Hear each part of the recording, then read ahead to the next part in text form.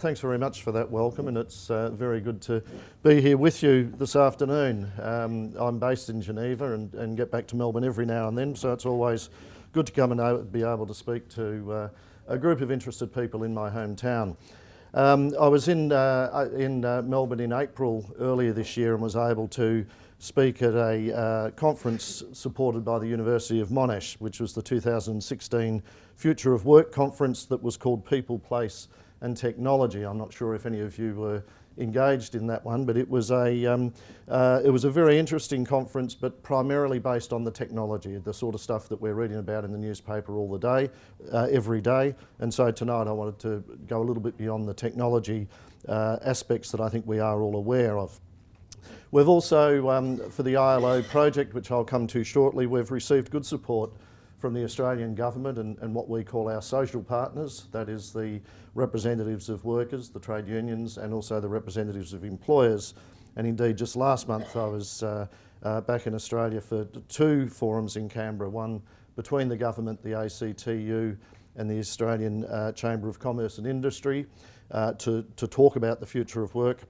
And then a second one, a very interesting one, between CSIRO and Safe Work Australia on the future of work and its relationship to workplace health and safety, which is another side topic on all of this, but one that I think is going to be very significant in years to come.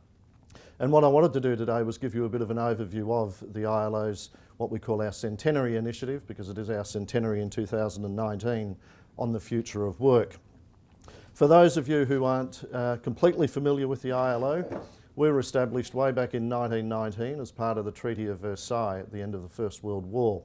Two international organisations were established then. There was the League of Nations and there was the ILO. The League of Nations, of course, disappeared at the end of the Second World War to be replaced by the United Nations, and a little bit later than that we became part of the United Nations as a specialised agency. Our constitution dates back pretty much unchanged from 1919, and the fundamental aspect of the rationale setting up the ILO was that there was a view that the only way the world would have peace in the future is by having social justice, and they established the ILO as the organisation for the pursuit of social justice within and between countries. Our mandate was expanded to have a more economic focus as well in the Philadelphia Declaration of 1944, and then we've supplemented that in more recent years in 1998 with our Declaration on Fundamental Principles and Rights at Work, and in 2008 with our Declaration on Social Justice for Fair Globalisation. All of these documents are of course international standards as declarations. They're not conventions, but they do provide guidance and to a large extent binding, or at least very persuasive on our member states. The ILO has 187 member states. We're unique in the UN system, and indeed in any of the multilateral system, in that not only do we represent governments, or not only are our constituents governments, but also the representatives of workers and employers from those countries. So we have a tripartite system. On any of our decision-making bodies, 50% of the votes are held by governments, 25 by workers and 25 by employers. So we bring a very different perspective to global international relations and certainly to the multilateral system itself. It's interesting that now the UN, with its 2030 agenda, the Sustainable Development Goals as they're called, is looking at how the UN more broadly can start to relate to civil society and other stakeholders, whereas of course this is something that's in the ILO's DNA and has been since 1919. The basis that we work, and it largely came out of our Social Justice Declaration in 2008, is what we call our Decent Work Agenda, and that's premised around four principal objectives. The first of those is fair, proper employment for all women and men. The second one is around social protection. By social protection, we refer to both social dialogue, social security, and also international or industrial regulations such as occupational health and safety and the like. So all of those protective mechanisms, if you like, in the workplace. The third of those pillars is what we call social dialogue, which again is dialogue between governments, workers and employers, or bilaterally between workers and employers. And the fourth, and probably the most significant of all of them, is respect for fundamental principles and rights at work, in particular the 8 core conventions of the ILO. That decent work agenda is promoted in all of the work that we do, and it is with that lens that we're looking very much at what the future of work will hold. The ILO is probably best known for its standards work, for our international conventions and our very detailed and strong supervisory system, but we also undertake a great deal of policy work, both advising our member states, but also advising the rest of the multilateral system, the UN, the G20, all of those various organisations that exist. And we also have a very extensive, what we call technical cooperation program. This is a program where we work in member states, post-conflict states, developing countries, middle-income countries, supporting them in their labour market and employment issues. And indeed, it's interesting that since the global financial crisis in 2008, how very much the focus, or not the focus, but the demand for our work has changed, so that in the past, while it was primarily in developing and middle-income countries, we have more recently been extensively working in countries like Spain and Greece and Portugal, and even more recently as part of the refugee crisis, where we work extensively in Jordan and Lebanon with those governments, trying to create employment opportunities for the millions of refugees that are now in those countries. We have around 3,000 staff working for the ILO, and we operate out of 60 offices around the world, and our headquarters, of course, is in Geneva. But to hear what I'm to talk about, what we've been considering in the ILO is, like everyone else, I think, the change that is happening around the world. And what we've looked at in particular are what we describe as 4 mega drivers of change. These are all, I think, in the context of what many refer to as the 4th industrial revolution. But the 4 mega drivers are technical innovation, globalisation, climate change and demography, of course. In each of those, if I can just briefly refer to them, firstly on technology, and I don't need to say a great deal about this, but the extent of technological change, of course, is much greater than it's ever been in the past. We're now looking with automation, at robotics, at digitalisation, artificial intelligence, big data, 3D printing, all of these sorts of things. We often hear that the previous 3 industrial revolutions have been very positive in terms of them replacing bad jobs with good jobs, poor productivity with improved productivity, and generally speaking, a fairly even spread of the spoils and benefit of that. However, this 4th industrial revolution, there is certainly no consensus of opinion as to what's going to be the result. There is a very strong view that it will be destructive of jobs, but others say that it will also have the enormous opportunities for creation of jobs. And it was interesting, that meeting that I said I was here earlier in the year, there was a lot of talk about these new sorts of jobs, the entrepreneurial jobs, the starting up a new company in the back garage. And certainly our view would be that some will benefit from that, but certainly not the hundreds of millions of people who are going to need jobs in the next 20 or 30 years. The optimists do point out that, as I said before, most of the outcome from previous industrial revolutions has been positive. It's resulted in better jobs and higher living standards. But there is a strong view that this time it is going to be different. And so what we are trying to do is to really look at what the economic impact of this is going to be and what the social impact of this is going to be. The second mega driver is demography. And the demographic changes are very different across different regions and countries. In the foreseeable future, the most important issue in developed countries, countries like Australia, will be population ageing and the rising dependency rates. Key challenges are going to be sustainability of social protection systems, social security systems, and the adaptation of labour markets for retention of older workers in the workforce. At the same time, we know there is a crisis of youth employment in many, many developed countries. And so what we believe is going to be needed is much more of a life cycle approach to addressing these related problems. From the global perspective though, the challenge is not just of ageing, but of differential demographic developments. As the global north gets old, much of the global south, with the exception of China, is staying young or indeed getting younger. This may enable those developing countries to benefit from the demographic dividend. However, if their economies are not able to generate enough job opportunities, the demographic dividend can become a demographic time bomb. Moreover, today we are witnessing unprecedented numbers of people displaced and on the move. At the same time, there is a paradox. The economic case for migration has never been stronger, but the obstacles to it have never been larger. Added to this strong and growing migratory pressure is the refugee crisis. There are now 64 million people displaced in the world, the most since the Second World War. The third mega driver of change is climate change. The Paris Agreement that came into effect on the 4th of December this year will impact enormously on the future of work.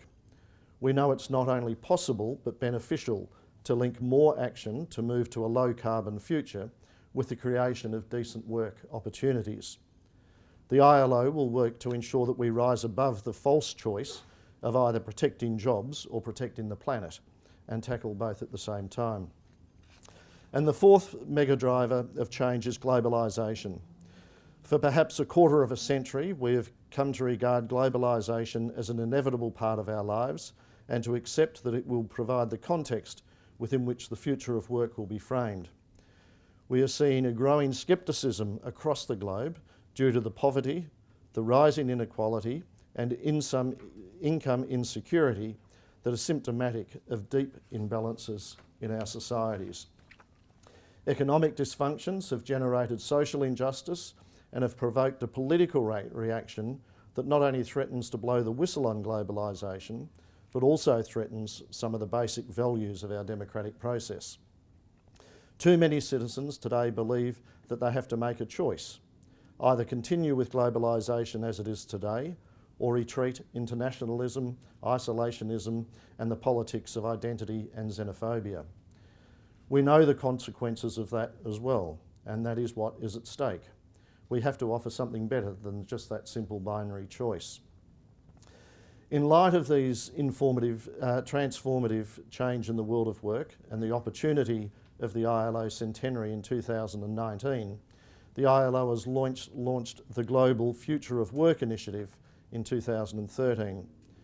The overarching goals of the Future of Work Initiative are firstly, to generate a better and shared understanding of the forces transforming the world of work and the implications for governments, workers and employers, and their consequences for society.